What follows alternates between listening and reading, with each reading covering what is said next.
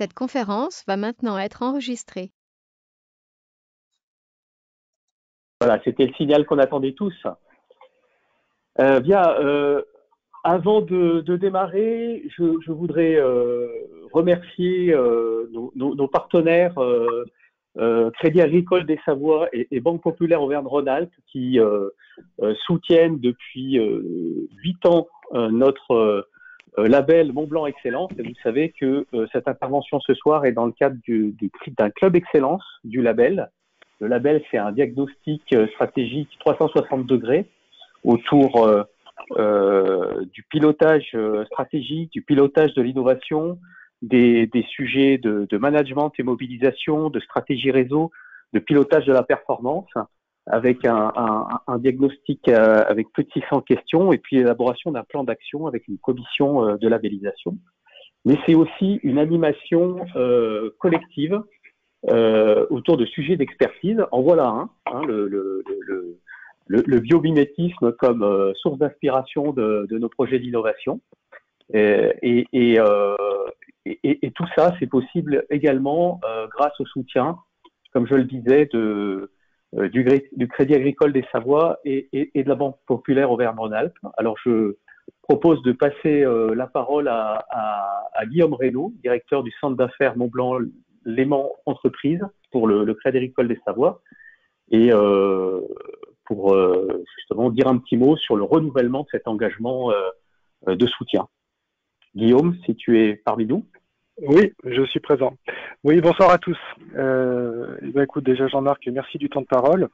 Moi, c'est juste quelques mots pour vous dire que le Crédit Agricole des Savoies et moi-même sommes ravis de renouveler notre partenariat et d'apporter notre soutien au label Mont-Blanc Excellence, car c'est un dispositif qui a largement fait ses preuves depuis son lancement en 2012, dans une période de mutation profonde, et tout nous laisse penser que la sortie de crise du Covid, qui arrivera un jour, je l'espère, sera sûrement synonyme d'accélérateur de changement une fois de plus.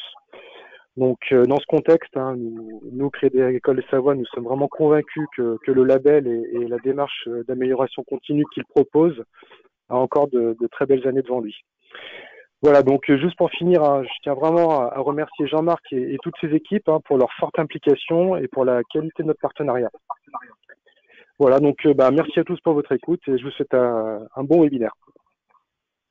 Merci beaucoup Guillaume. Et à présent, un petit mot de Marina Marin, directrice du secteur entreprise et de la gestion privée Haute-Savoie Pays Gex pour la Banque Populaire Auvergne-Rhône-Alpes. Marina ? Oui, bonsoir à tous. Eh bien, merci également de me laisser ce temps de parole. Effectivement, 8 ans que nous accompagnons le label Mont-Blanc Industrie. Nous, on est, comme le Crédit Agricole, ravis de vous soutenir, ravis de soutenir l'industrie du futur, le développement des entreprises. Effectivement, aujourd'hui, on est dans une situation, on est en mutation. On l'était déjà un petit peu avant, mais je crois que le Covid va précipiter les choses et va peut-être orienter le devenir des entreprises différemment. Et je crois que c'est le moment aujourd'hui de soutenir le label. Comme vous le disiez, le développement des entreprises vers l'industrie du futur. L'innovation est importante. Et Banque Populaire Aura est là pour vous accompagner. Alors, on le fait également au travers d'un prêt à taux zéro, comme vous le savez. On le fait aussi avec des véhicules qui sont plus propres à BPORA, qui sont les prêts Innover Plus. Mais je pense qu'aujourd'hui, il est nécessaire de soutenir les entreprises, de participer également à ces labels et à ces associations et à ces consortiums pour pouvoir mieux faire progresser et conseiller nos clients. Moi, je suis consciente également du travail de Jean-Marc et de toute son équipe. Je le dis assez souvent, mais là, en l'occurrence, la situation aujourd'hui le démontre encore plus. La mobilisation, l'intérêt et surtout ce webinaire là aujourd'hui qui est fort intéressant et qui démontre justement toute l'action que peut mener Mont-Blanc Industrie. Et bien voilà, nous on est Banque Populaire Aura, on est fiers.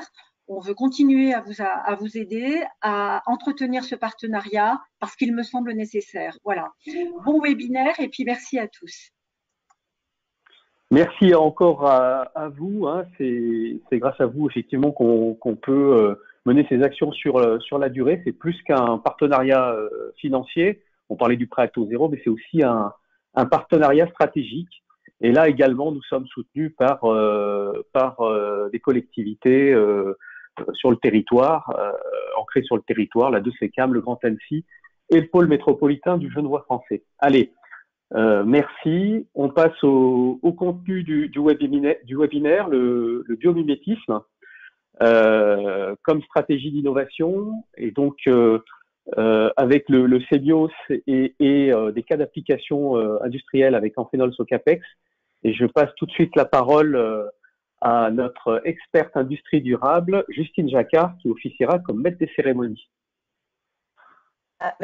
Merci Jean-Marc. On va rentrer dans le vif du sujet. Hein. C'est juste pour déjà vous rappeler un peu les règles du webinaire. Merci à tous de couper vos micros pour éviter les interférences. Essayez de couper les caméras, peut-être hormis les intervenants, mais les autres, essayez de couper les caméras pour optimiser la bande passante. Comme on est un peu nombreux, on va privilégier les questions via le chat. Donc, vous devriez avoir une bulle en haut à droite de la fenêtre. Vous pouvez poser toutes vos questions via le chat et puis nous, on les livrera aux intervenants à la fin de la présentation. Donc, un grand merci aux intervenants, Olivier et Dounia. Donc, merci Olivier de nous avoir soufflé l'idée du sujet pour ce webinaire, de nous avoir mis en relation avec le CBIO via Dounia. Donc, je vais passer la parole à Dounia Delft, qui est donc chef de projet matériaux bio-inspirés au CBIOS, qui est le centre d'études et d'expertise en biomimétisme, et qui va vous expliquer ce qu'est le biomimétisme en s'appuyant sur des exemples concrets. Et ensuite, Olivier Gavard, donc directeur recherche technologie chez Amphenol Socapex, vous expliquera des cas d'application chez Amphenol. Dounia, je vous laisse la parole. Bonjour à tous, merci beaucoup, merci pour l'invitation et merci pour cette introduction. Donc, je vais vous présenter quelques cas concrets du biomimétisme. Qu'est-ce que c'est? Comment ça se concrétise dans la recherche. Donc, je parle ici pour le CBIOS, qui est le réseau français de compétences en biomimétisme. Et donc, je travaille dans la partie matériaux de l'équipe. Donc, j'ai plutôt axé mon intervention sur la partie matériaux et vous ouvrir après sur quelques parties un peu plus larges comme l'habitat. Donc, tout d'abord, les matériaux, quand on parle de biomimétisme, les exemples un peu emblématiques, les premiers exemples qui reviennent à chaque fois dans l'imaginaire, ça va être directement le velcro, par exemple. Vous connaissez tous le velcro ou ce qu'on appelle ici aussi communément le scratch. Donc, ce qui est intéressant, c'est que ce matériau a été inventé en s'inspirant de la graine de bardane. Donc, cette graine va s'accrocher à tout ce qui est fourrure, vêtements dans les champs pour pouvoir permettre sa dispersion et donc la reproduction de la plante à large échelle. Et donc, c'est en observant ce mécanisme qu'un ingénieur suisse, Georges Mestral, a eu l'idée justement de créer ce système d'adhésion qui est sec et réversible et qu'on trouve aujourd'hui partout dans la mode et jusque dans les combinaisons spatiales des astronautes. Vous connaissez aussi probablement l'effet lotus, hein, ce côté super hydrophobe des plantes, cette cuticule super hydrophobe qui permet de repousser l'eau et d'avoir un effet auto-nettoyant. Donc, ça permet à la plante de rester en surface, de ne pas avoir de poussière et donc de pouvoir pratiquer la photosynthèse au maximum des capacités. Et ça a inspiré de nombreux revêtements de surface pour des vitres ou pour des peintures. Et dans le côté un peu plus transport, nous avons les exemples du Shinkansen, qui est ce TGV japonais, qui donc doit traverser des territoires très montagneux de par la géographie du Japon.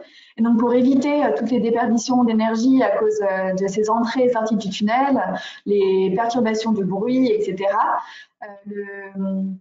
l'ingénieur qui était en charge justement de trouver une solution était passionné des oiseaux et a proposé donc une innovation de forme pour le train et a proposé un bec allongé comme celui du martin pêcheur qui lui utilise donc cette forme aérodynamique pour pouvoir traverser les interfaces comme par exemple plonger pour attraper une proie sans trop perturber la surface et donc sans faire cuire la proie.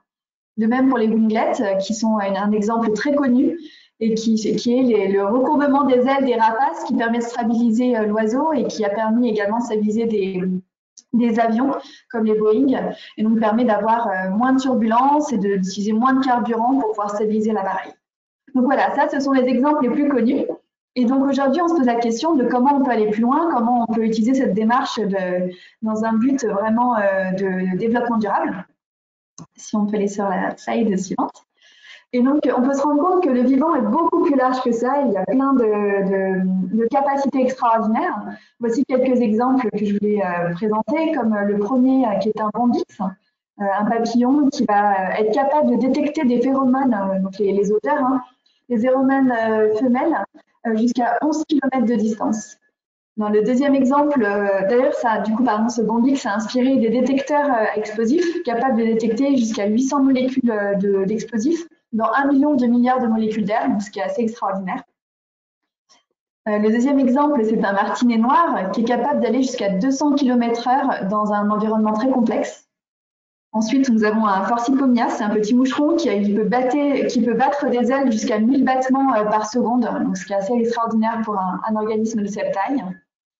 Vous connaissez probablement tous le lierre, hein, qui est un exemple de plante qu'on appelle plutôt intrusive, invasive. Mais cette plante, 1 cm de colle de cette colle est capable de porter jusqu'à 1 tonne de végétal. Donc c'est assez impressionnant et ça c'est étudié dans des laboratoires académiques et ça intéresse également des industriels pour savoir comment on peut limiter ces capacités d'adhésion pour plein de systèmes. On a ensuite des matériaux réalisés à température et pression ambiante et qui ont des capacités de résistance extraordinaires comme celle de la coquille de l'ormeau et le squelette de l'éponge de Pectella, qui est la dernière image tout en bas à droite, qui est composé de silice. La silice, c'est vraiment ce qu'on va utiliser dans nos vitres, quand on réalise du verre. Et nous, le verre, on va le réaliser plutôt à 1400 degrés.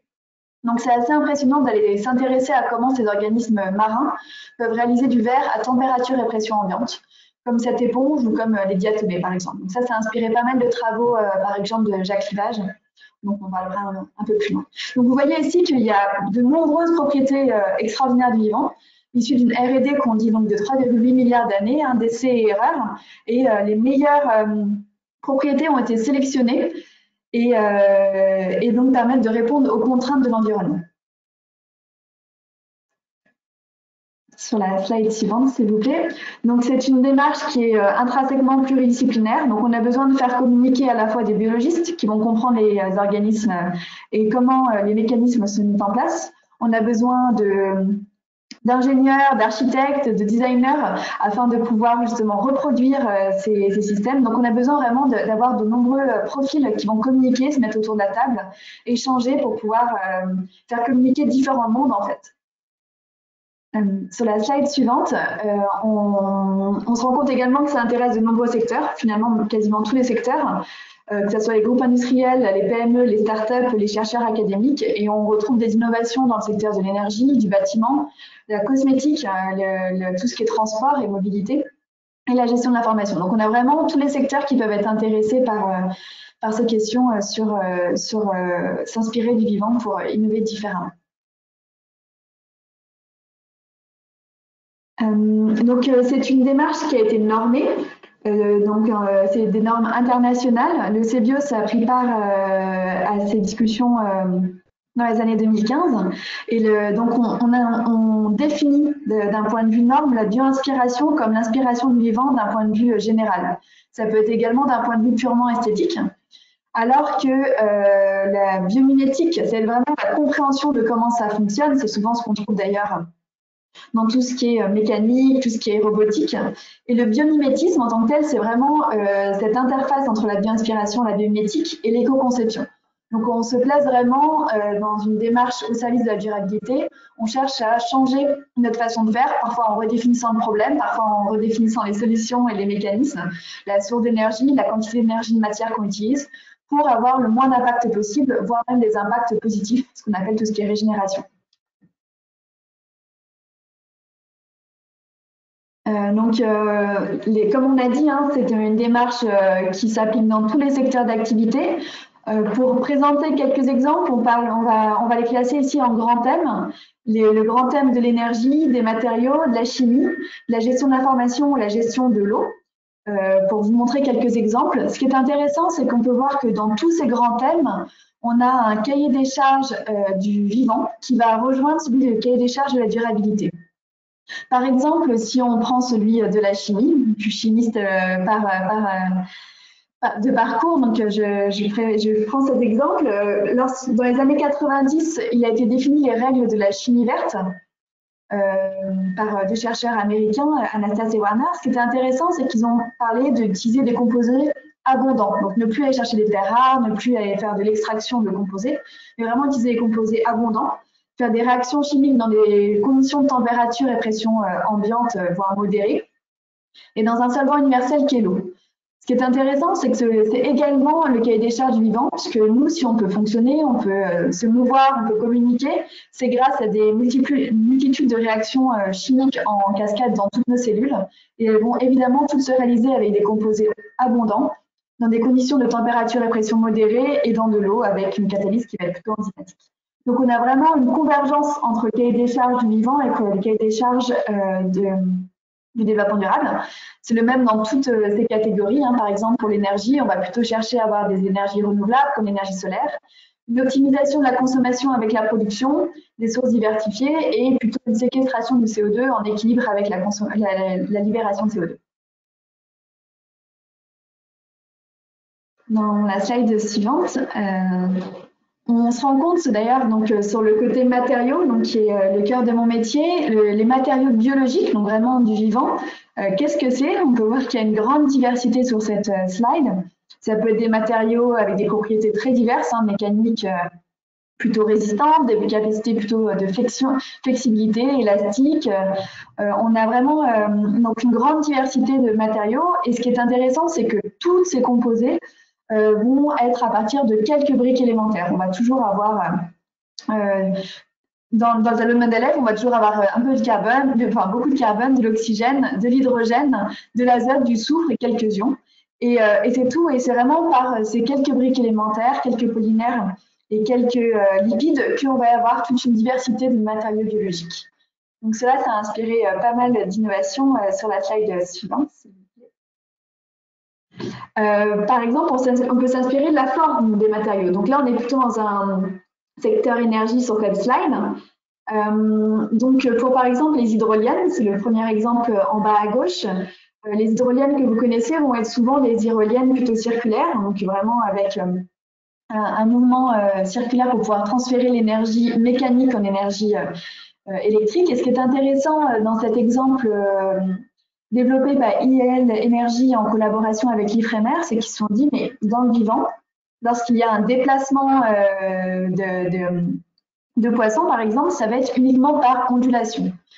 Donc, ils ont développé cette membrane ondulante pour justement produire de l'énergie utilisable. Et ce qui est intéressant en plus ici, c'est que les marées ne s'arrêtent jamais. Donc, contrairement aux éoliennes, on a une production en permanence. On peut également avoir du coup une production d'énergie sans perturbation des écosystèmes et des courants marins. Et on peut mettre plusieurs hydroliennes côte à côte, ce qui permet donc d'avoir des exploitations de plus grande ampleur. Donc là, on a vraiment un exemple d'une observation, d'une autre fonction qui était vraiment la mobilité, mais transformer du coup cette énergie de mobilité en énergie mécanique par cette invention. Et le deuxième exemple, c'est plutôt celui d'une éolienne produite par ADVTech et qui va s'inspirer du mouvement des poissons en banc et comment chacun peut se déplacer les uns avec les autres pour pouvoir avoir donc, des palmes qui vont tourner sur elles-mêmes de façon circulaire. Ce qui est intéressant, c'est qu'elles vont avoir une vitesse beaucoup plus faible que celle des éoliennes plus conventionnelles, ce qui permet d'avoir moins de perturbations, de fonctionner sur des plus grandes plages et moins de pertes. Elles vont également générer moins de bruit et autres nuisances. Donc là, on a des éoliennes qui vont avoir un meilleur rendement, jusqu'à 40% de meilleur rendement par rapport aux éoliennes communes. Donc là, on était vraiment sur la forme des matériaux. Et sur la slide suivante, on peut voir qu'on peut aller vraiment comprendre la fonction des matériaux et comment la structuration de la matière peut influencer justement leur fonction. Exemple du coup ici des ailes du morpho. qui est ce papillon bleu d'une couleur assez intense et qui ne contient pourtant aucun pigment. Donc on n'est vraiment pas une coloration chimique ici, mais une coloration purement physique. C'est vraiment la nanostructuration de ces ailes, comme vous pouvez voir sur cette image, qui est structurée en petites écailles, chacune structurée en petits peignes, qui vont interagir avec la lumière. Et ceci a inspiré de nombreuses innovations, par exemple celle des des détecteurs de gaz, qui est l'image en haut à droite, où on va avoir vraiment une détection du coup du gaz à la surface du détecteur, donc un changement d'indice optique qui va être détecté par cette interaction avec la lumière. En plus, ce papillon, donc, il a plusieurs propriétés puisque de par sa structuration de surface qui est un peu similaire à celle du lotus, il va avoir une capacité déperlante, donc lui protéger de la pluie par exemple, et il va avoir une capacité, de par sa composition en chitine, d'interagir avec les rayonnements également infrarouges. Donc il va être capable par exemple d'absorber tous les rayonnements infrarouges quand on a une température assez modulée, assez basse comme en dessous de 40 degrés. Et lorsqu'on est au-dessus de 40 degrés pour se protéger de la surchauffe, il va là réfléchir ces rayonnements infrarouges qui permet de le protéger de la surchauffe. Et ça intéresse de pas mal des travaux sur les panneaux photovoltaïques, dont vous savez probablement une des grosses limitations aujourd'hui est la surchauffe lorsqu'il y a en trop grande utilisation. Donc là, on a vraiment un organisme biologique qu'on va étudier et on va pouvoir en découler de nombreuses propriétés et donc de nombreuses applications. Une autre façon de faire du biomimétisme, sur la slide suivante, s'il vous plaît, ça va être de se poser plutôt une question technique. Donc ça, c'est ce que nous essayons d'amplifier comme démarche. Ça va être de se poser une question purement technique du style l'adhésion. On veut une nouvelle colle, par exemple. Et on va regarder dans le vivant comment le vivant répond à cette fonction qui est la fonction d'adhésion. Donc ça peut être des adhésions chimiques, comme le bifide de moule, capable de tenir la moule à son rocher dans un environnement assez complexe.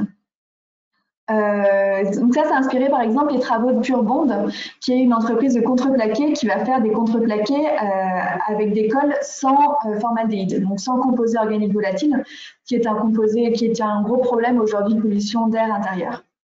On a également des colles chimiques sur le verre marin, qui est la troisième photo en partant de la gauche, qui va coller les grains de sable à sa surface pour se protéger de toutes les agressions, faire un petit agglomérat de sable et poussière, et ça inspire les travaux de Titium, cette entreprise française qui va faire des colles chirurgicales pour réparer les tissus après une intervention chirurgicale, par exemple, inspirée donc de ces organismes marins avec des colles hydrophobes. Donc là, on a vraiment des nouvelles propositions de colles chimiques.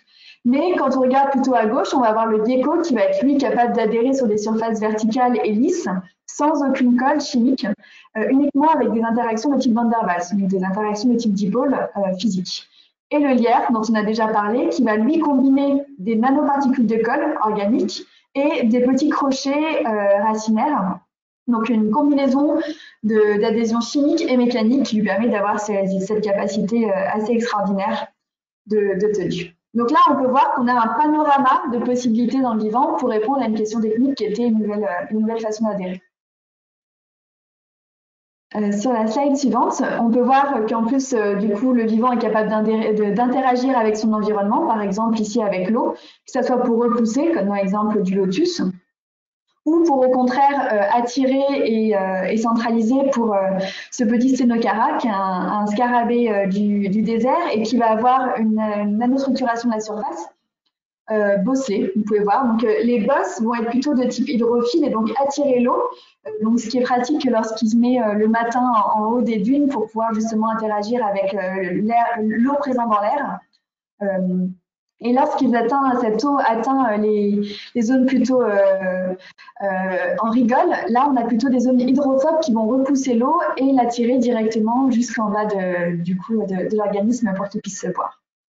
Donc ça, c'est inspiré par exemple des zones de collecte d'eau dans des zones arides. Et autre propriété, on a le Nepenthes, qui est une plante carnivore qui va, elle, repousser toutes les liquides organiques et hydrophiles. Et donc, elle va être capable, par exemple, empêcher l'adhésion de tous les insectes, même s'ils ont des cols de type plutôt lipidique ou des cols de plutôt aqueuses, qui vont tomber dans sa cavité pour pouvoir être digérés. Donc ça inspiré des travaux, par exemple, à Harvard pour des revêtements de packaging, pour qu'à la fin du packaging, on n'ait plus d'aliments qui restent au fond et qu'on puisse le recycler de façon un peu plus propre.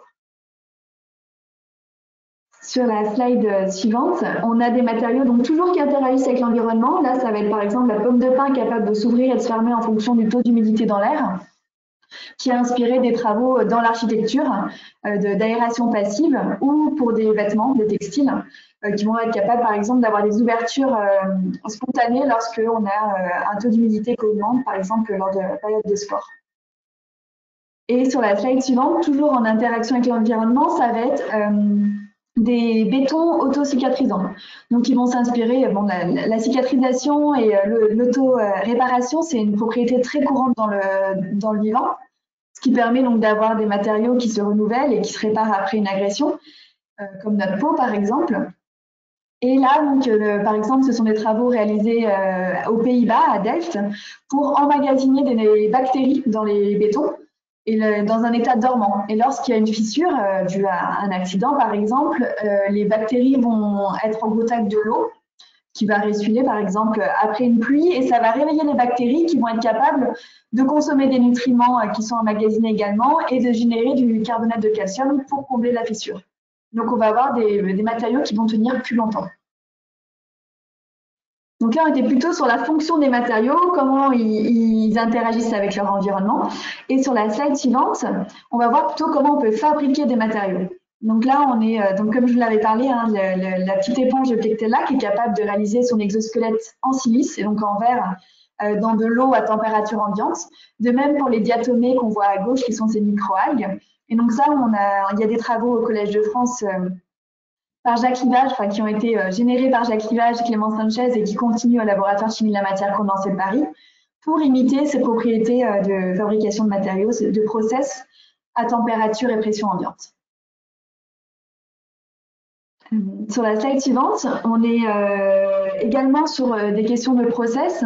Voici des travaux de Claude Grison pour comprendre comment des plantes qui sont capables qu'on savait qu'ils étaient capables de dépolluer des sols, c'est-à-dire qu'elles vont extraire des métaux lourds des sols, elles vont être également capables de les réutiliser. Donc, il n'y a pas seulement une fonction de stockage de ces métaux lourds, mais elles vont les utiliser dans leur métabolisme pour les utiliser en tant que catalyseurs.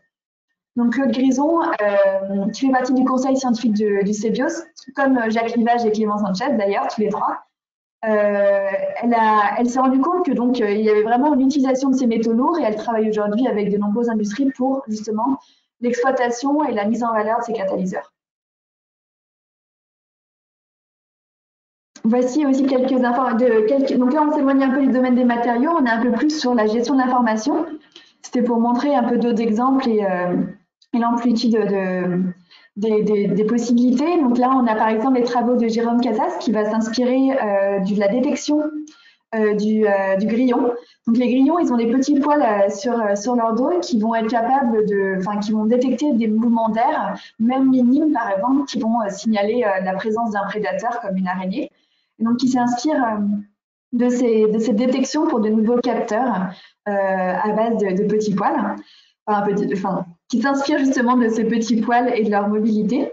Et une autre détection, c'est par Prophecy, qui est une start-up à la base française, même si elle a eu des financements plutôt américains, si je me souviens bien, et qui, elle, s'intéresse plutôt à l'algorithme derrière la vue. C'est-à-dire que nous, quand on a une vision, on ne va pas renouveler en permanence l'image, on va renouveler uniquement ce qui a changé par rapport à l'image précédente, ce qui permet donc de diminuer le nombre de données qu'un tel capteur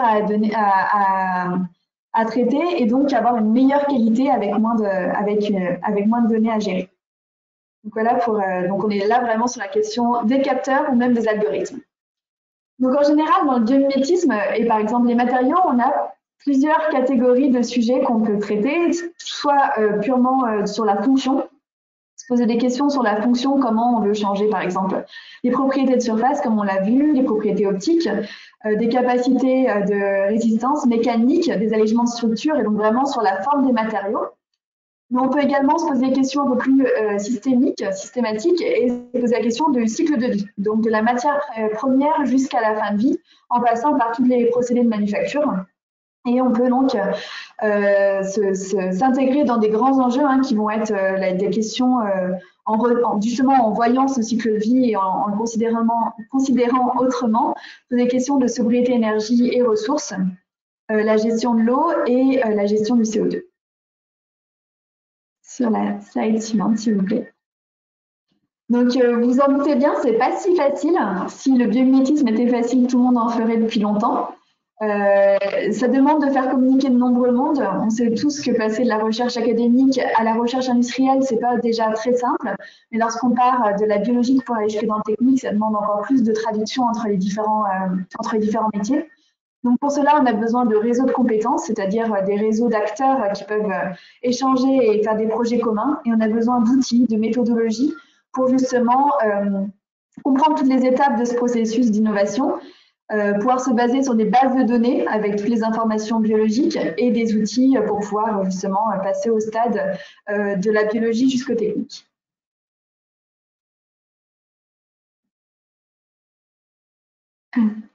Donc, même si c'est quelque chose de pas tout neuf, c'est quelque chose qui est en grande explosion aujourd'hui. Rien qu'à voir le nombre de publications chaque année et le nombre de brevets et de publications qu'ils ont réalisés chaque année. Donc, on peut voir que les grands domaines les plus communs vont être ceux des matériaux et de la chimie, ainsi que ceux de l'information. Déjà parce que les matériaux, c'est un domaine qui est propre à tous les secteurs, que ce soit de l'aéronautique jusqu'aux cosmétiques. Les matériaux, c'est une question qui revient régulièrement et c'est là où on a également peut-être plus d'avance en termes de connaissances. On peut voir que les États-Unis et la Chine sont leaders sur le sujet, mais l'Europe a également de nombreuses publications et également bien moteur dans le domaine aujourd'hui. Sur la slide suivante, s'il vous plaît.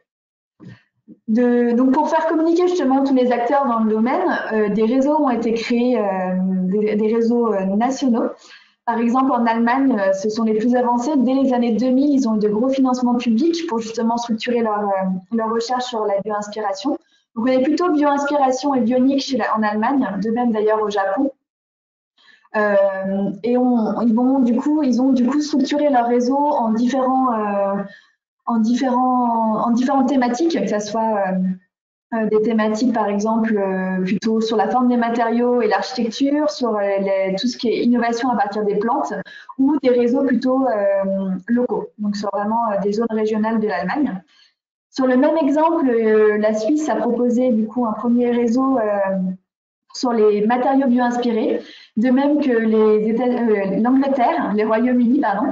Et en France, le CBIO se propose justement comme leur équivalent pour proposer du coup justement une communication entre les tous acteurs du domaine et réunir aussi bien les industries que les chercheurs académiques et les institutions dans cette démarche-là pour communiquer ensemble et faire des groupes de travail ensemble.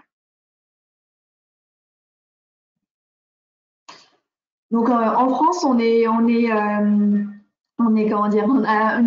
un beau contexte national, c'est-à-dire qu'on a de nombreuses expertises scientifiques, de nombreuses équipes de recherche travaillent déjà sur le biomimétisme, même s'ils n'emploient pas toujours ce nom-là. Encore une fois, les domaines les plus communs vont être ceux des matériaux et de la chimie. De plus, on a un patrimoine en biodiversité qui est assez extraordinaire. Grâce à nos dom-toms, on a jusqu'à 10% de la biodiversité mondiale présente sur le territoire. On a le deuxième espace maritime au monde et surtout, on a un acteur extraordinaire qui est le Muséum d'histoire naturelle, qui est un des meilleurs au monde avec jusqu'à 68 millions de spécimens dans ses collections. Donc, le Muséum d'histoire naturelle qui est un de nos grands collaborateurs avec qui on travaille de façon étroite et avec qui on a lancé de nombreux projets à venir justement sur le domaine des matériaux.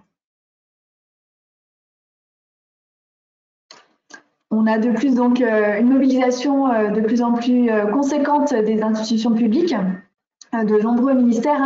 Donc le lycée bio, c'est plutôt soutenu par le ministère de la Transition écologique et solidaire, mais on communique également avec le ministère de l'Enseignement supérieur et de la Recherche et de l'Agriculture et de l'Alimentation. Donc on pouvait voir que par ces nombreuses manifestations, le CNRS par exemple a placé la bioinspiration et le biomimétisme comme secteur d'importance pour les 5 prochaines années.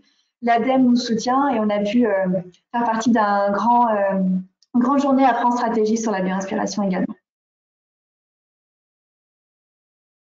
Donc nos différentes missions pour justement promouvoir le biomimétisme, ça va être d'abord, donc comme j'ai dit, de fédérer les différents acteurs via des groupes de travail. Donc on était sur un système d'adhésion parce qu'on était une association de loi 1901.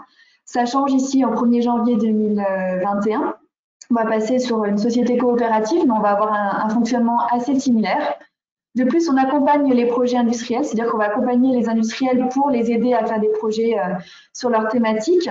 On va faire des études bibliographiques et on va les accompagner jusqu'au prototype. On développe des méthodologies, donc de nombreuses thèses sont en cours aujourd'hui au CEBIOS, 2 avec le Muséum d'histoire naturelle et 1 avec les arts et métiers, soit sur l'architecture, les enveloppes du vivant appliquées au bâtiment, une sur l'urbanisme et les services écosystémiques appliqués à la ville, et la 3e plutôt sur la méthodologie du biomimétisme en général et comment justement faire réaliser toutes les étapes qui sont nécessaires à ce processus d'innovation. De plus, on contribue à la formation avec de nombreux masters, écoles d'ingénieurs, fac, écoles d'architecture, et bien sûr, on communique comme aujourd'hui via des conférences, webinaires, articles. De plus, donc on développe des plateformes techniques et développement démonstrateurs. Donc justement, c'est le gros projet qui va commencer en 2021 et où on va justement essayer d'aller plus loin pour dans le secteur des matériaux et faire vraiment de l'expérimental pour aider justement le développement du biomimétisme de façon industrielle. Voici donc quelques-uns des partenaires, enfin nos partenaires institutionnels et opérationnels, donc plutôt des acteurs publics et des grands instituts et écoles supérieures, par exemple. Et sur la slide suivante, vous pouvez voir tous nos adhérents, plutôt industriels. Donc vous pouvez voir que nous avons des adhérents dans tous les domaines, de la cosmétique au cabinet d'architecture, en passant par la mobilité, par exemple. Et slide suivante. Je crois qu'on arrive à la fin. Voilà, c'était quelques ressources si ça vous intéresse, qui sont téléchargeables librement sur notre site internet. Vous avez des synthèses thématiques comme l'habitat bioinspiré, les matériaux bioinspirés et le biomimétisme marin. Des synthèses également plus thématiques sur la structuration du territoire et le biomimétisme en France. Et vous pouvez trouver des petites vidéos pédagogiques comme Nature égale futur. CEBIOS fait partie du coup de la production, et Supernature, qui est une série qui est disponible uniquement sur Planète Plus et qui sont des grands épisodes où on suit Kaina Raskin, notre directrice générale, qui rencontre justement des chercheurs et industriels sur des thématiques précises. Et pour finir, cette semaine, nous avions l'événement de la Biomime Expo, donc qui est normalement une journée spécialisée à la Cité des Sciences. Et au vu du contexte, ça a été transformé en semaine dédiée en digital et qui va se finir demain soir, mais vous pourrez retrouver pas mal des conférences en replay. Je vous remercie. Merci beaucoup, Dounia, pour cet exposé. Je vous propose, je vois qu'il y a pas mal de questions dans le chat, je vous propose de les garder pour la fin et de passer du coup à l'intervention d'Olivier Gavard, donc d'Enphénol Socapex. J'ouvre qui va nous proposer plusieurs des cas d'application. Alors, hop.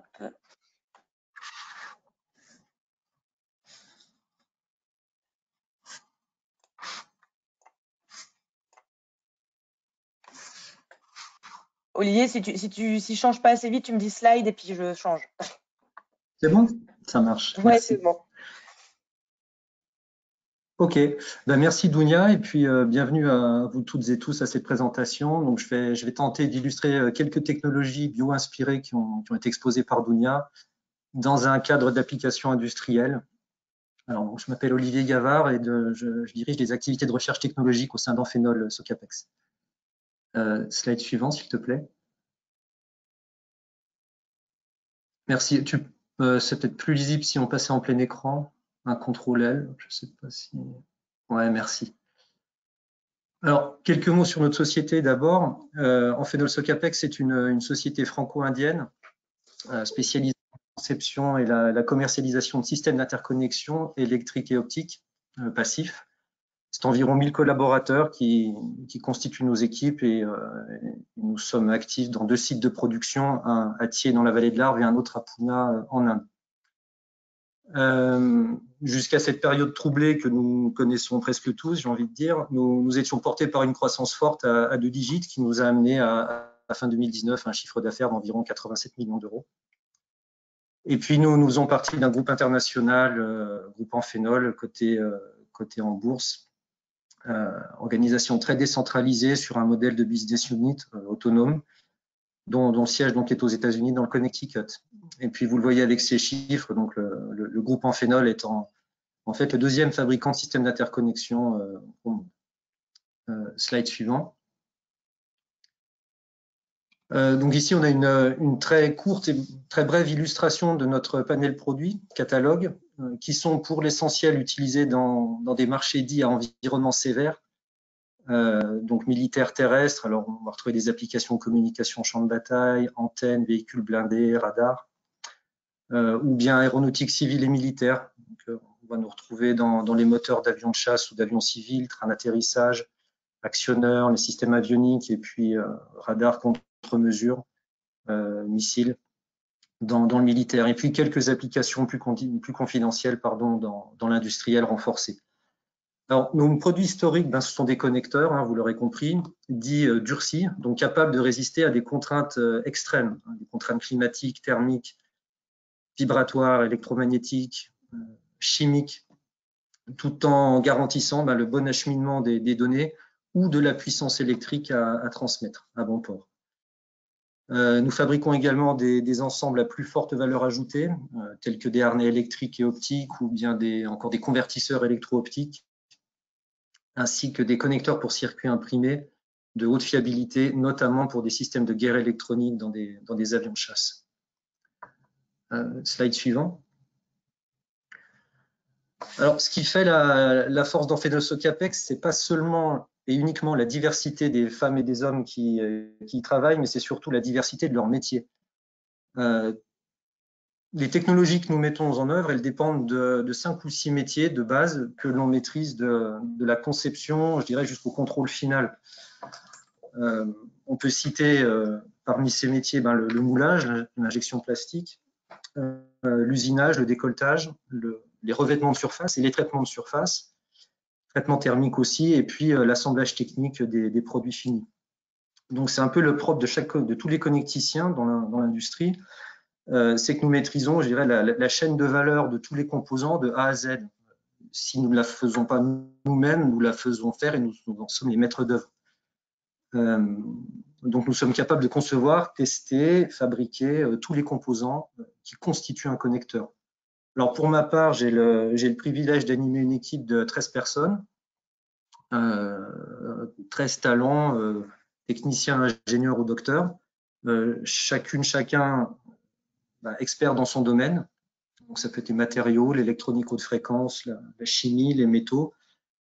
Et ils sont tous capables de proposer et piloter des projets de recherche avancés avec des partenaires académiques ou privés, de manière concertée et coordonnée avec nos clients externes, bien sûr, et internes, donc le marketing, l'engineering produit ou bien encore la fabrication. Donc c'est ce qui m'amène aujourd'hui à vous parler plus précisément d'ingénierie de surface par bio-inspiration. Slide suivant, merci.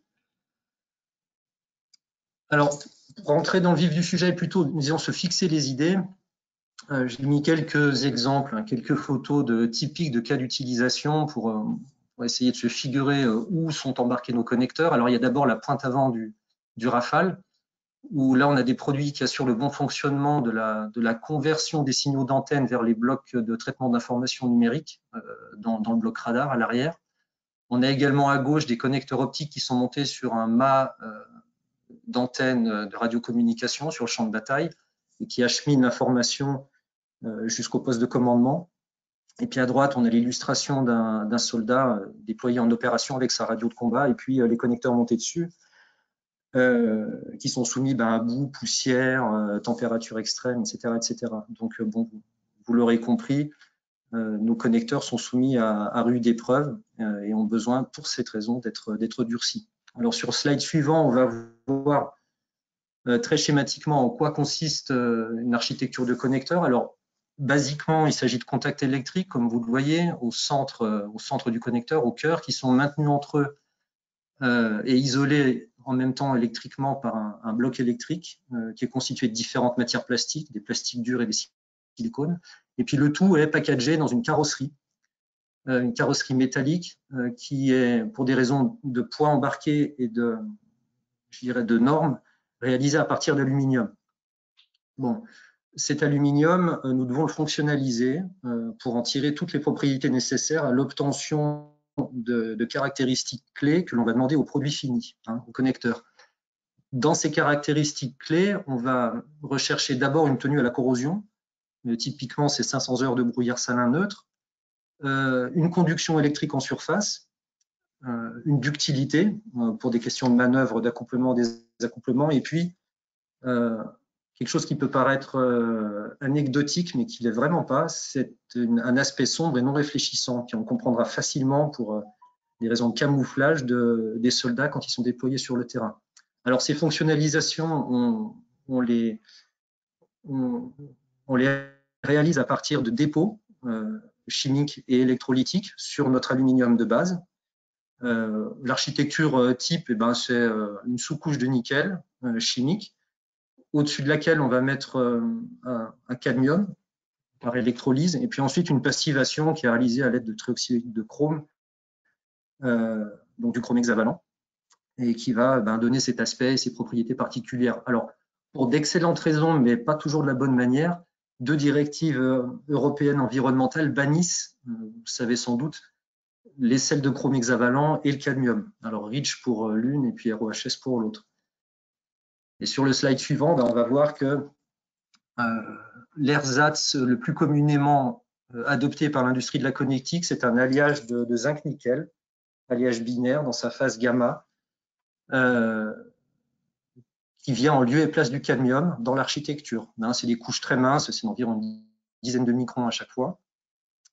Et ce zinc-nickel, on lui confère certaines propriétés, encore une fois avec des passivations chromiques, chrome trivalent cette fois, et puis on obtient, comme vous le voyez, une couleur noire qui correspond au cahier des charges sombre et non réfléchissant. Alors, cette couleur noire, elle est obtenue par certains éléments pigmentaires, mais pour l'essentiel, il s'agit, comme on le voit sur les clichés MEB sur la droite de l'écran, il s'agit en réalité d'une absorption de la lumière du jour par un réseau de fissures de surface, dont on voit le détail en grossissement par 10 000. C'est un réseau de fissures aléatoirement distribué tout autour de la surface traitée et qui va littéralement absorber la lumière pour ne plus refléter quoi que ce soit. Le noir étant non pas une couleur, mais plutôt une absence de couleur en elle-même. Sur la vue de gauche, on a une coupe transversale où on va retrouver la couche de zinc-nickel et la sous-couche de nickel au phosphore, et puis nos fameuses fissures de surface d'épaisseur d'1 micron environ. Puis par contre, on a une fissure assez profonde d'environ 13 microns qui va traverser sur toute sa hauteur la couche de zinc-nickel pour atteindre la sous-couche de nickel au phosphore. Alors, cette fissure, elle provient du caractère aléatoire du traitement chimique par voie humide, et puis elle provient aussi de relâchement de contraintes internes à la couche de zinc-nickel elle-même. Cela étant dit, elle est le lieu de passage d'humidité, de saumure, et qui pour le coup vont être le déclenchement de corrosion galvanique, précisément où je l'ai indiqué, cerclé en rouge, à la jonction entre les 2 couches de zinc-nickel et de nickel au phosphore, avec pour conséquence, vous le voyez sur le cliché de dessus, un décollement à terme du revêtement et puis une attaque du métal de base, tout ce que l'on cherche à éviter. Alors partant de ce constat, si l'on souhaite conserver le zinc-nickel comme un alliage intéressant d'un point de vue corrosion, il nous faut mieux maîtriser la synthèse de ces fissures pour en contrôler la profondeur. Alors sur le slide suivant, je vais pas faire de redite, mais Dounia l'a très bien introduit tout à l'heure. Pour tout ce qui touche à la couleur de manière générale et à la diffraction lumineuse en particulier, il y a différents cas d'application dans la nature. Alors partons du constat que l'on cherche à faire nous-mêmes reproduire ce réseau de fissures en surface. On a vu que les ailes de papillon, pour la famille des Greta Otto, par exemple, c'est 2% de la lumière qui est simplement reflétée par les ailes. Pour le morpho, le papillon bleu, Dounia l'a dit, c'est un réseau d'écailles savamment nanostructuré pour finalement diffracter la lumière et ne refléter que la longueur d'onde du bleu. Donc il n'y a pas d'éléments pigmentaires là-dedans, c'est important de le souligner. Et c'est simplement de petits bâtonnets de taille nanométrique qui diffractent la lumière pour n'en laisser passer qu'une partie et refléter une autre partie. Alors, pour notre cas d'application, ce qu'on cherche à faire, c'est un piège de lumière pour obtenir du noir, d'accord? Et nous avons tenté de réaliser cette opération à l'aide d'un laser femtoseconde, donc un laser à durée d'impulsion très courte, qui permet de sublimer la matière, donc la vaporiser sans passer par le stade de fusion. Donc c'est très important lorsqu'on veut structurer une surface métallique notamment, puisque tout ce qu'on cherche à faire, c'est laisser des traces et surtout à ne pas créer d'agglomérat. Et c'est ce qui a été fait par le laboratoire Hubert-Curien, comme on le voit en bas à gauche sur le portrait de Van Gogh, où ces différentes nuances de couleurs ont été réalisées par nanostructuration au laser femtoseconde. Alors, slide suivant. Une autre propriété que l'on a cherché à reproduire, Dounia en a parlé aussi, il s'agit d'une association d'hydrophobicité et de déperlance que l'on retrouve naturellement sur les feuilles de lotus. Alors, sur les clichés de droite au MEB, on voit que l'on a une forêt de petits picots, de petits bâtonnets à l'échelle micrométrique. Et individuellement, chaque picot est lui-même nanostructuré, donc à l'échelle nanométrique. De cette manière, les gouttes d'eau, littéralement, ne s'effondrent pas sous leur propre poids, mais restent en surface et surtout n'y sont pas attachées. C'est-à-dire que sous un simple stimulus mécanique, la goutte d'eau va simplement rouler pour aller quelque part ailleurs. C'est tout. Donc, on a cherché à reproduire cette deuxième structuration multi-échelle pour le coup, et nous pensons, moyennant une réplication au moins partielle de ces motifs, obtenir d'excellents résultats en corrosion du fait de la non-adhérence de la saumure et de l'humidité en surface de nos connecteurs. Slide suivant. On a travaillé avec la société stéphanoise Manutech pour réaliser des premiers prototypes sur des plaques d'aluminium traitées zinc-nickel, donc sans passivation, zinc-nickel brut.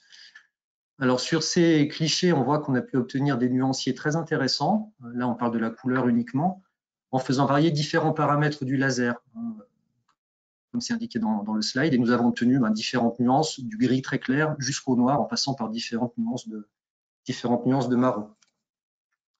Slide suivante.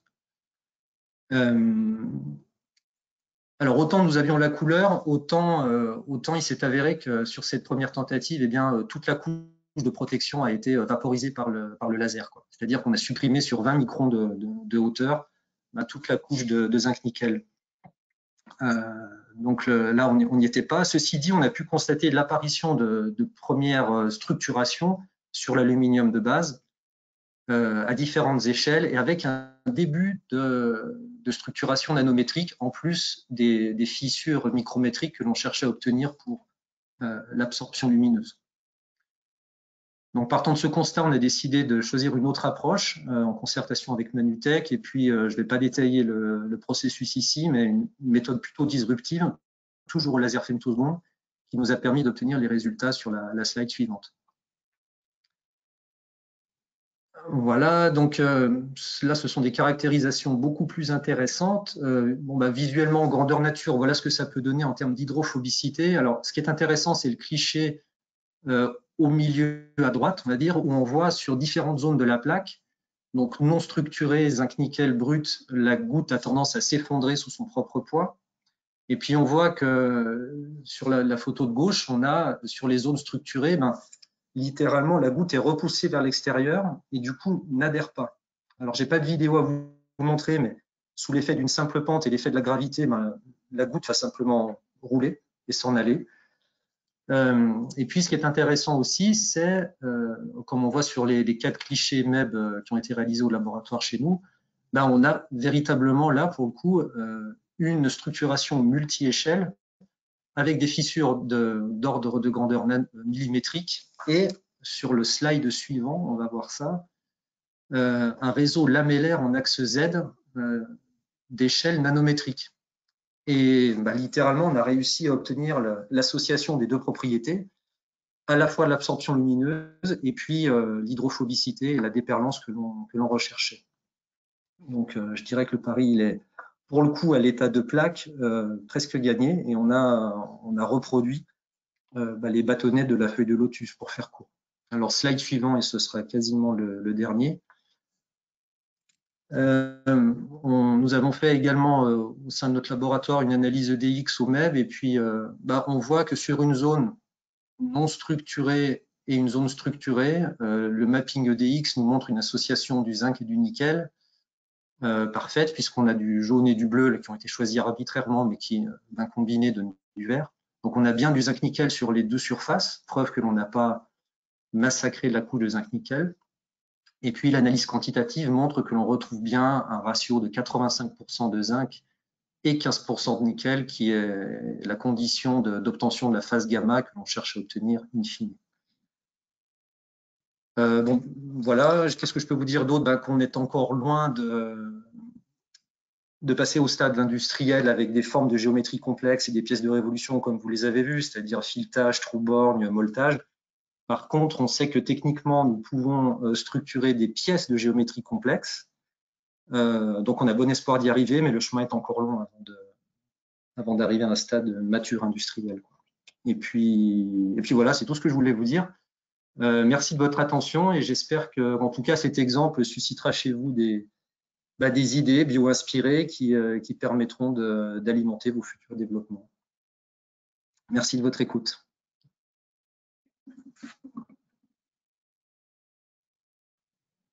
Merci Olivier pour ces cas d'application très, très intéressants.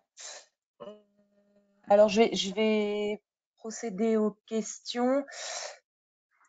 Donc, on a une question qui était, je pense que c'était au début pour Dounia, pour les deux d'ailleurs. D'après vous, toutes les applications industrielles pourraient-elles inclure du biomimétisme ou de la bio-inspiration? Alors, en fait, je pense que le biomimétisme, c'est une boîte à outils. Donc, c'est intéressant à chaque fois que vous vous posez une question, vous vous posez la question de comment, depuis des millions d'années, le vivant le fait. Donc, c'est pas une obligation, entre guillemets, des gens qui font, enfin, le vivant n'a peut-être pas toutes les réponses, mais s'en inspirer et comprendre toutes les stratégies, ça permet de vraiment ouvrir le champ des possibles. Et ça permet, si on le fait de la même façon que lui, de le faire de façon un peu plus durable. Donc, c'est là l'intérêt, mais c'est pas pour ça qu'il faut fermer les yeux sur toutes les autres recherches, bien entendu. De plus, si je peux me permettre également, parfois, le vivant, il fonctionne par évolution successive. Et donc, sa façon de faire aujourd'hui prend en compte aussi tout l'historique, toute son évolution et les contraintes qu'il a eues il y a des millions d'années également qui sont peut-être plus actives aujourd'hui. Et donc, il faut également vraiment comprendre qu'est-ce qui est intéressant dans sa stratégie et pas reproduire de façon aveugle à l'identique, si je réponds à la question. Merci Dounia. Alors une autre question de Blanche Ouvrard aussi, de Thermocompact, c'est la même personne. Vous avez à juste titre parlé des cosmétiques, des transports, de l'énergie, de l'information. Quid de l'usinage et des métaux? Alors je pense qu'il y a eu des éléments de réponse par la suite, mais peut-être que vous pouvez compléter. En effet, quand on parle usinage et métaux, il y a de nombreux travaux sur la nanostructuration de surface, donc comme ça a été montré par la suite de façon superbe. On peut penser à tout ce qui est du coup interaction avec la lumière, interaction pour tout ce qui est couleur. Il y a également tout ce qui est protection contre l'abrasion, les frottements, la gestion de l'eau. C'est vraiment pour répondre à une fonction. Après, en général, quand on parle de biomimétisme, on ne se pose pas la question de qu'est-ce que je peux faire avec mes métaux, mais on se pose la question de qu'est-ce que je veux faire en général, et ça permet peut-être de plus faire de l'innovation à la marge, mais vraiment repenser la problématique. Donc, quelle fonction je veux répondre, et ça peut demander, par exemple, l'utilisation d'autres matériaux et d'autres techniques de manufacture. On peut réfléchir également à tout ce qui est manufacture additive, mettre du matériau uniquement là où c'est nécessaire, donc sur les lignes de force par exemple. Et comme ça a été montré également, ces magnifiques travaux multi-échelles, pensez également que le vivant, s'il travaille en ajoutant de la matière progressivement, ça permet d'avoir vraiment la structuration de la molécule jusqu'à ce qu'on voit de façon macroscopique. Il peut y avoir jusqu'à plusieurs échelles, 8, 9 échelles de structuration successives. Et c'est ça qui apporte la propriété. Et c'est pour ça qu'on peut avoir aussi des propriétés aussi diverses avec aussi peu de briques élémentaires en termes de composition chimique.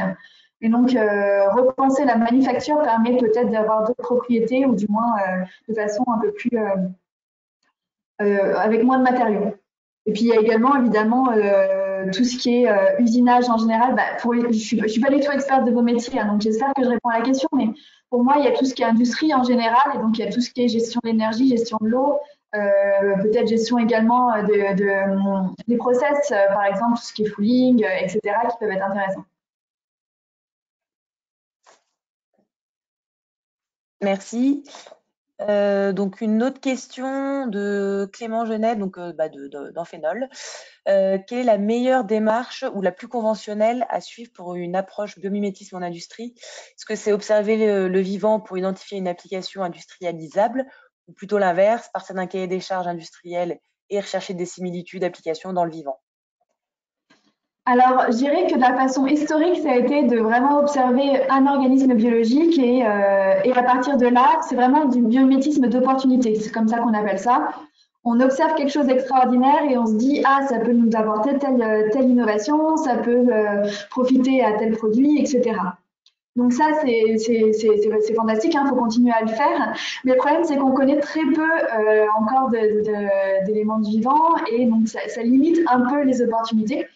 Alors que si on se pose la question à chaque fois qu'on a un cahier des charges industriel et qu'on cherche justement comment le vivant répond à cette fonction, ça permet de multiplier justement les opportunités d'utiliser. Et ça permet vraiment de faire des innovations de rupture.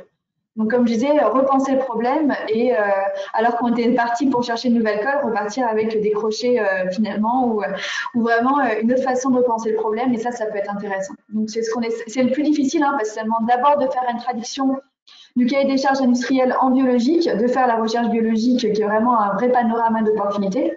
C'est ce qu'on réalise par des études bibliographiques. Et ensuite, de retraduire ces opportunités en concept et du coup, par la suite en prototype. Ça demande plus d'étapes et c'est plus compliqué, mais c'est probablement plus riche également. Je continue dans les questions.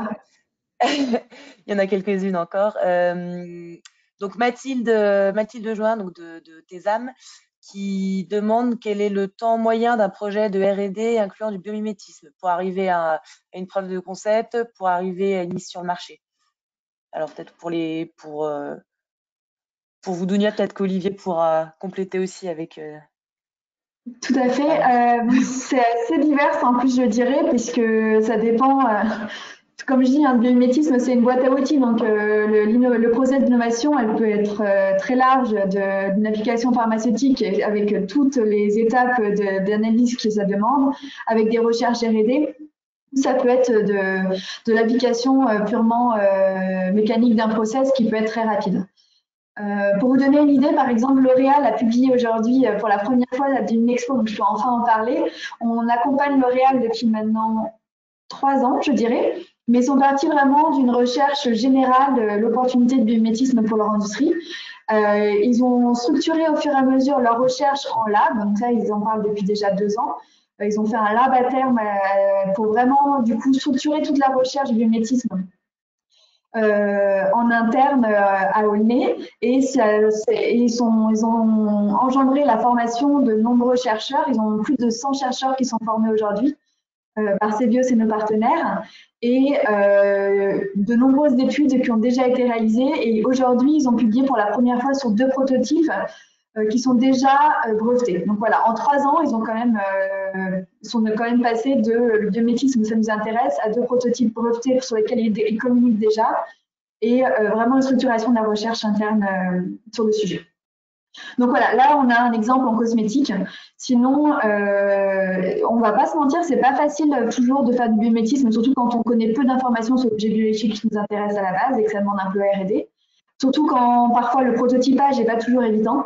C'est pour ça qu'aujourd'hui, comme je disais, en 2021, on fait un gros projet en collaboration avec le Muséum d'histoire naturelle et Euramatériels pour une recherche justement à la fois sur les modèles biologiques, donc caractériser mieux le biologique, une plateforme vraiment physico-chimique des matériaux biologiques, et sur le prototypage pour accompagner justement mieux les industriels sur ces zones un peu plus compliquées.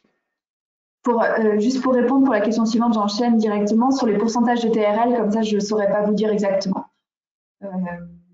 Mais ça serait intéressant de se poser la question d'ici 1 an, puisque je sens que beaucoup d'entreprises passent justement de recherche à la publication de prototypes, et donc ça sera plus facile d'avoir une vue plus large sur ce qui se passe aujourd'hui. Et je vais laisser Olivier surtout compléter, parce que je pense qu'il a une vision. Sur le temps, oui, peut-être sur le temps de développement des projets. Je peux donner quelques éléments. Alors, si on prend l'exemple que je viens d'exposer, bon là, on touche du doigt quelque chose d'intéressant avec un partenaire qui est Manutech. Il faut savoir qu'on s'est quand même pas mal planté avant. Hein. Je veux dire que ce que je vous ai montré là, c'est l'aboutissement quand même de au moins 1 an et demi de travaux et de tâtonnements. Et on en est au stade de plaque. Hein. Donc, vous avez vu la tête de nos pièces, on est encore loin d'un POC de TRL3. Qui est pour nous un connecteur, je dirais, traité, qui passe l'essai de brouillard salin avec continuité, etc. Je pense qu'il nous faudra bien encore au moins l'équivalent, quoi. C'est du long terme. Donc, on avance par tâtonnement. Je veux dire, on a une approche plutôt empirique. Hein. On n'a pas eu cette approche structurée que Dounia a pu évoquer jusqu'ici. Mais je dirais que c'est pas simple, quoi. C'est vraiment pas simple. Et encore plus, là, Dounia l'a dit, on ne sait pas vraiment le comportement de nos matières quand elles sont sollicitées par des lasers aussi puissants. On a vu le résultat que ça a pu donner quand on a tout dégagé sur 20 microns. Tout ça, ça demande du temps, quoi. Donc, je dirais comme la nature, il ne faut pas se presser. Il faut attendre, il faut être patient. Mais le résultat en vaut la chandelle, vraiment. Donc, n'attendez pas d'époque TRL3 au bout de 6 mois ou 1 an, quoi. À mon avis, ça ne marche pas. En tout cas, dans l'industrie du métal comme la nôtre.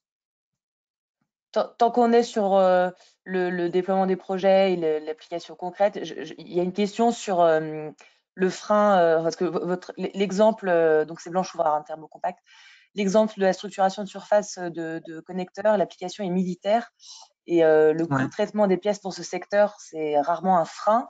Est-ce que vous pensez que telle structuration est envisageable pour des connecteurs en grande quantité? Alors, c'est l'objectif. Hein. Bien évidemment, c'est l'objectif. C'est pour ça que je dis qu'on est encore loin d'un procédé industriel et fiable, répétable au coût souhaité. Mais nous pensons que c'est possible. Alors, je sais que le militaire a traditionnellement la réputation d'avoir beaucoup de sous. C'est de moins en moins vrai, même si c'est plus vrai que pour d'autres industries. Le coût a quand même son importance au niveau des revêtements, surtout quand on produit en grande quantité. Mais bien évidemment, dans le cahier des charges, le coût fait partie de l'équation, bien évidemment. Et nous pensons que c'est possible, encore une fois. Ce qui va peser très lourd, à mon avis, c'est plutôt les coûts de NRC plutôt que les coûts RC. L'investissement dans un laser et puis toute l'unité, ça peut être important, ouais, effectivement. Merci Olivier. Donc je pose la dernière question pour l'instant, mais qui ouvre un vaste débat, je pense. Donc Mathilde qui nous demande si, aujourd'hui, y a-t-il des limites éthiques dans les applications du biomimétisme ou des réflexions en cours sur ce sujet? J'ai posté justement, du coup, j'ai posté une tribune à la suite. Je suis allée la chercher justement, qui a été une première ouverture sur ces débats d'éthique. Déjà justement, on veut faire quelque chose de plus durable. Le biomimétisme, c'est vraiment s'inspirer du vivant et pas forcément l'exploiter. Il y a une grande différence entre le biomimétisme et la bioutilisation, par exemple. Et il y a une vraie réflexion à avoir sur chacun de ces impacts. Déjà en termes vraiment de synthèse, d'utilisation, de fin de vie des matériaux. Donc c'est vraiment dans la démarche même. Après, sur les applications, en effet, c'est des réflexions qu'il faut ouvrir. Et du coup, je propose voilà, d'ouvrir avec cette tribune et n'hésitez pas si jamais vous voulez me contacter. Je serai ravie d'en discuter. On donnera vos contacts respectifs si besoin. De toute façon, il y aura le replay et on enverra aussi les slides. Bon, je vois qu'on on a un peu dépassé l'heure et il n'y a plus de questions, je crois. Non, il n'y a plus de questions. Donc merci beaucoup. Donc oui, on enverra les éléments à tous les participants et on vous enverra aussi un petit questionnaire. Voilà, c'est ce qu'on fait après nos clubs d'excellence. Merci d'y répondre. Merci beaucoup Dounia et Olivier pour ces exposés qui étaient vraiment très très intéressants et qui soulèvent plein de questions aussi. Donc voilà, si le sujet du biomimétisme intéresse les participants, pourquoi pas en pousser le sujet a posteriori. Donc on va suivre ça de près. Merci à tous. Merci beaucoup, merci pour votre invitation, merci pour l'organisation. Et oui, n'hésitez pas à nous contacter si vous avez des questions, même voilà, sur comment ça se met en place.